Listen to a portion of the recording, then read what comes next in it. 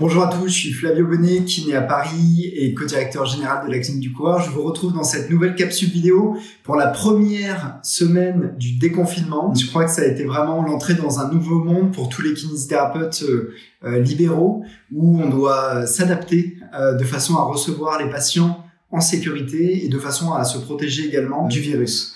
Donc, comme je vous l'avais dit dans la précédente vidéo, on a mis en place des séances de 40 minutes avec les gens pour se laisser un petit peu plus de temps après la séance pour désinfecter l'ensemble des surfaces, pas être dans le rush et bien faire les choses. La majorité des patients attendent à l'extérieur du cabinet et on vient les chercher à l'horaire tout pile. Comme ça, les patients ne stagnent pas dans la salle d'attente, ne se croisent pas et touchent un minimum de surface. Donc tout ça a été assez bien mis en place. Je suis assez content du déroulé ici au cabinet. Tout se passe bien. J'espère que pour vous aussi, j'espère que la reprise n'a pas été trop anxiogène ou trop d'inertie aussi dans l'agenda. Là, nous, l'agenda se remplit graduellement. Et évidemment, je pense qu'il y a pas mal d'anxiété de la part des gens, donc c'est très important de les rassurer par rapport à ça.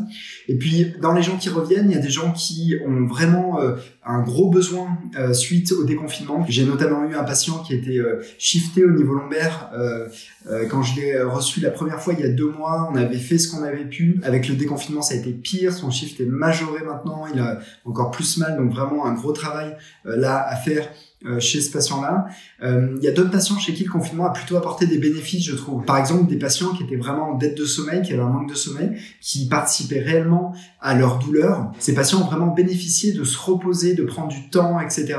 Même si c'était pas forcément facile avec les enfants. Donc en fait, pour moi, le confinement, là, je sais pas si vous aurez la même lecture que moi, a été vraiment d'un côté bien pour certains patients et vraiment délétère pour d'autres. On a fait ce qu'on a pu avec la téléconsultation.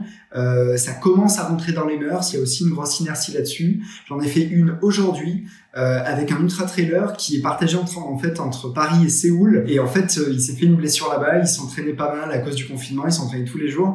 Et il s'est fait une blessure en faisant un 10 km un petit peu rapide en 35 minutes quand même. Donc vous imaginez, ça va assez vite.